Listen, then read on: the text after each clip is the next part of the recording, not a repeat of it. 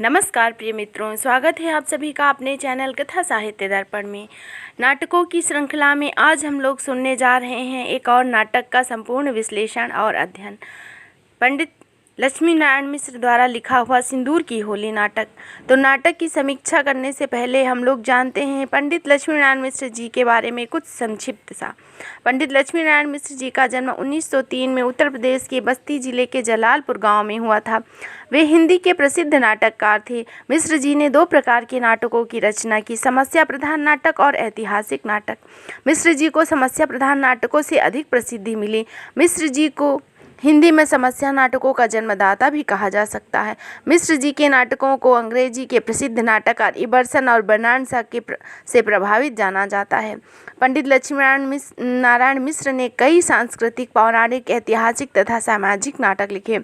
अंतर्जगत उनकी प्रथम रचना थी। डॉक्टर नगेंद्र के शब्दों में, यद्यपि उनके नाटकों की नारियां अपने काम संबंधों में पर्याप्त स्वतंत्रता बरतती हैं और इस कारण उनकी चरित्र पहली दृष्टि में भारतीय मान्यताओं के प्रतिकूल दिखाई पड़ते हैं, पर गहराई में जाकर देखने से विदित होता है कि उनकी जीवन दृष्टि मूलतः भारतीय ही है। इसी प्रकार रामचंद्र तिवारी जी ने कहा है, मिश्र जी ने परंपरा से हटकर सहशिक्षा, बहुविवाह, अनैतिक संबंध आदि सामाजिक समस्याओं को केंद्र में रख नाटकों की रचना की है। इन समस्याओं का समाधान भारतीय जीवन मूल्यों को दृष्टि में रखकर किया गया है। तो आइए देखते हैं इनके प्रमुख नाटकों के बारे में। पहले जानेंगे इनके सामाजिक नाटक। इन नाटकों में सबसे पहले है अशोक, जो कि 1926 में प्रकाशित हुआ। फिर है सन्यासी 1930 में, राक्षस का मंदिर 1931, मुक्ति का रहस्य 1932, राजयोग 1933 और सिंदूर की होली, जो कि नेट के पाठ्यक्रम में भी है, 1934 ईस्वी में, आधी रात 1936, 1930, गुड़िया का घर। ऐतिहासिक नाटकों में गरुड़ध्वज 1945, वत्सराज 1950, दशाश्वमेध 1950, वितस्ता की लहरी 1957, जगत गुरु 1958, सरयू की धार 74, गंगा द्वार 74। पौराणिक नाटकों में है नारद की वीणा, चक्रव्यूह तथा चित्रकूट। इन्होंने कुछ प्रमुख एकांकियाँ भी लिखी, जिनमें से प्रमुख हैं अशोक वन, प्रलय के पंख, कावेरी में कमल, स्वर्ग में विप्लव, नारी का रंग आदि। तो आज हम लोग इनके नाटकों में से सिंदूर की होली का विश्लेषण करेंगे। तो आइए देखें इसके प्रमुख बिंदु किस प्रकार से हैं। सबसे पहले बिंदु में हम इसका रचना काल देखते हैं। इसका रचना काल है 1934 ईस्वी। यह एक समस्या प्रधान नाटक है। लक्ष्मी नारायण मिश्र जी को समस्या प्रधान नाटकों का जनक भी कहा जाता है। सामाजिक समस्या नाटकों के क्रम में सिंदूर की होली उनका 5वां नाटक है। सिंदूर की होली नाटक की भूमिका राम प्रसाद त्रिपाठी ने 20 अप्रैल 1934 को लिखी थी। लक्ष्मी नारायण मिश्र जी के सभी नाटक 3 अंकों में विभाजित हैं। अंकों का विभाजन दृश्यों में नहीं किया गया है। इस नाटक की खास बात यह है कि इस नाटक में एक ही दिन की पूरी घटना का वर्णन है। सिंदूर की होली लक्ष्मी नारायण मिश्र जी की सर्वश्रेष्ठ नाट्य कृति है। इस नाटक में उन्होंने चिरंतन नारीत्व की समस्या को प्रतिपादित किया है। इस नाटक के 3 अंक हैं। 3 अंकों में दृश्य स्थल एक ही है, डिप्टी कलेक्टर मुरारी लाल के बंगले की बैठक। तीनों दृश्यों का समय देखते हैं। पहला दृश्य 9 बजे का है, दूसरा दृश्य संध्या काल का और तीसरा दृश्य रात 10 बजे का है। नाटक के कथानक का समय 12 बजे दिन, वर्षा का ऋतु है। आइए देखते हैं इसके प्रमुख पात्रों को। नाटक के प्रमुख पात्र इस प्रकार हैं। इस नाटक में कुल 9 पात्र हैं, जिनमें से 7 पुरुष और 2 स्त्री पात्र हैं। सबसे पहला रजनीकांत, भगवंत सिंह का भतीजा, उम्र लगभग 17-18 वर्ष। मनोज शंकर, मुरारी लाल के मित्र का लड़का। मुरारी लाल डिप्टी कलेक्टर, उम्र 40 वर्ष। 10,000 रुपये लेकर रजनीकांत की हत्या करवाता है। माहिर अली, मुरारी लाल का पुराना मुंशी। भगवंत सिंह पहले मजिस्ट्रेट था, फिर राय साहब हो गया। हरनंदन सिंह, रजनीकांत के मामा, डॉक्टर चंद्रकला का चिकित्सक। प्रमुख स्त्री पात्रों में है चंद्रकला, मुरारी लाल की बेटी, उम्र लगभग 20 वर्ष। नाटक की प्रमुख स्त्री पात्रा मनोरमा, रूढ़िवादी सोच वाली चंद्रकांता की विरोधी, जो कि मुरारी लाल के घर पे ही रहती है, उम्र है लगभग 18 वर्ष। अब देखते हैं सिंदूर की होली नाटक का प्रमुख उद्देश्य। प्रमुख उद्देश्य के विषय में लक्ष्मी नारायण मिश्र जी बताते हैं। इस नाटक में उन्होंने चिरंतन नारी समस्या का प्रतिपादन किया है। नाटककार ने समकालीन राजनीति, भारतीय समाज में नारी की समस्याओं का चित्रण विभिन्न पात्रों के माध्यम से किया है। वैधव्य भारतीय समाज का एक कलंक है। इस कलंक को मिटाने का प्रयास राजा राम मोहन राय, दयानंद सरस्वती आदि कई समाज सुधारकों ने किया है। विधवा पुनर्विवाह का समर्थन करते हुए भारतीय नारी की दशा सुधारने का भी प्रयास किया गया है। सिंदूर की होली नाटक इसी वैधव्य की समस्या को केंद्र में रख लिखा गया है, जिसकी इसमें अनेक प्रकार से चर्चा की गई है। नाटक में चंद्रकला केंद्रीय पात्र है, जिसके द्वारा प्रणय और वैधव्य का संघर्ष अभिव्यक्त हुआ है। सिंदूर की होली नाटक का कथानक इस प्रकार से हम लोग देखते हैं। नाटक में चंद्रकला डिप्टी कलेक्टर मुरारी लाल की एकमात्र संतान है। उसकी आयु 20 वर्ष है। चंद्रकला का पालन पोषण, शिक्षा, दीक्षा पाश्चात्य वातावरण में किया गया है। इस कारण उसके विचार स्वच्छंद हैं। चंद्रकला स्वच्छंद तथा उन्मुक्त प्रेम की पक्षधर थी। प्रथम दृष्टि में ही उसे रजनीकांत से प्रेम हो जाता है।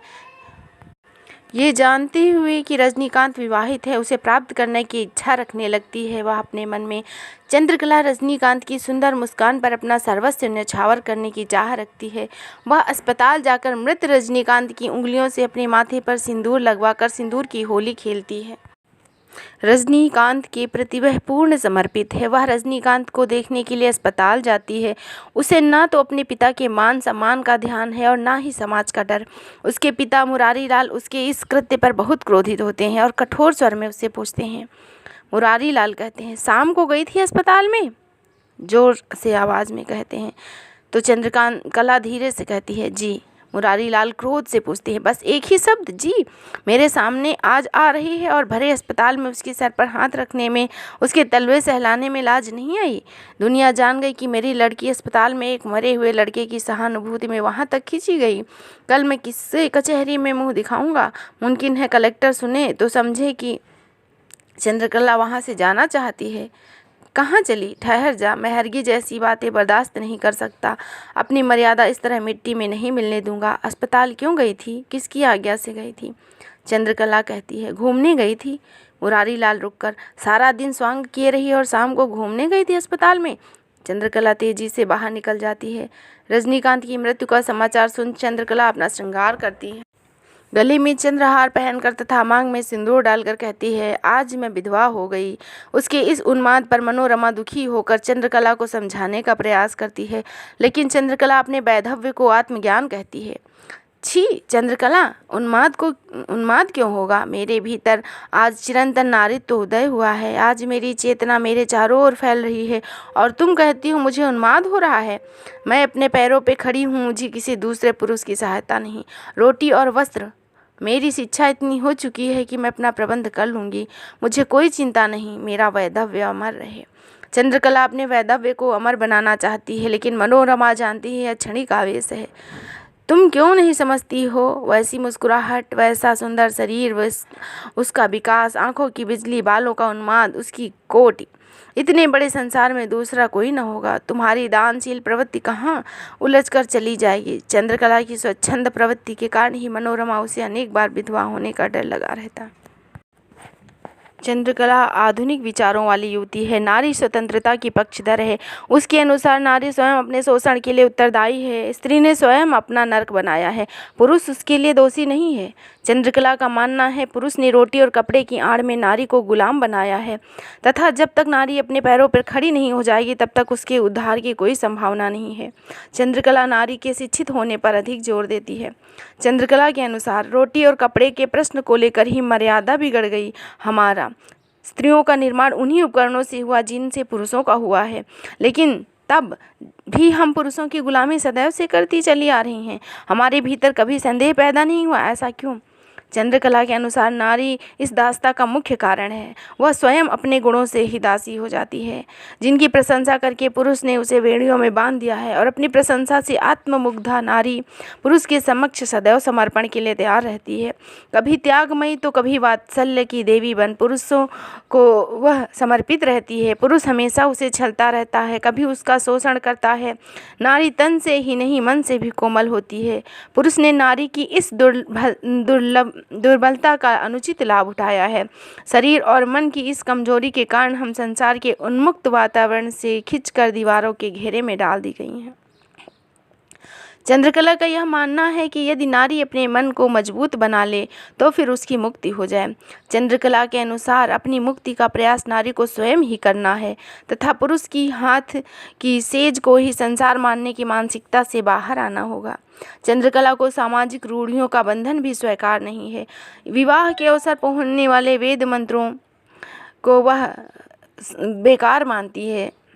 चंद्रकला के अनुसार चंद्रकला सामाजिक रूढ़ियों का बंधन बिल्कुल नहीं पसंद करती है। शंख ध्वनि हवन भोज ब्रह्म भोज आदि को वह अर्थहीन मानती है। सामाजिक जीवन की परंपराओं की पूर्णतया उपेक्षा करते हैं। वह अस्पताल में मरणासन्न लेटे रजनीकांत के हाथों अपनी मांग में सिंदूर भरकर स्वयं को विवाहित घोषित करती है और मनोरमा के विरोध करने पर अपने वैधव्य का औचित्य सिद्ध करते हुए कहती है, चंद्रकला कहती है, मेरा विवाह हो गया, 2000 आदमी भोजन करके नहीं गए, 10-20 शंख भी नहीं बजे, थोड़े मंत्र और श्लोक भी नहीं पढ़े, यही ना। तब मनोरमा कहती है, तो विवाह कैसा? चंद्रकला मुस्कुरा कर कहती है, विवाह की कई प्रणालियां हैं, हमारे यहाँ पहले भी प्रचलित थी, अब जरूर रुक गई हैं, लेकिन खैर मेरा तो हो गया। चंद्रकला अपने मन को ही शास्त्र मानती है। अनुभूति के महत्व को सामाजिक परंपराओं की अपेक्षा अधिक महत्व देती है। यथा शास्त्र और संस्कार, मेरा मत है, मेरी आत्मा को जो स्वीकार है यही शास्त्र और यही संस्कार, बस और कुछ नहीं। मनोरमा के वैधव्य को वह रूढ़ियों की देन मानती है, क्योंकि जिस पुरुष को देखा नहीं उसके नाम पर डोर से बंधकर वैधव्य को ढोना निरा रूढ़िवादिता है।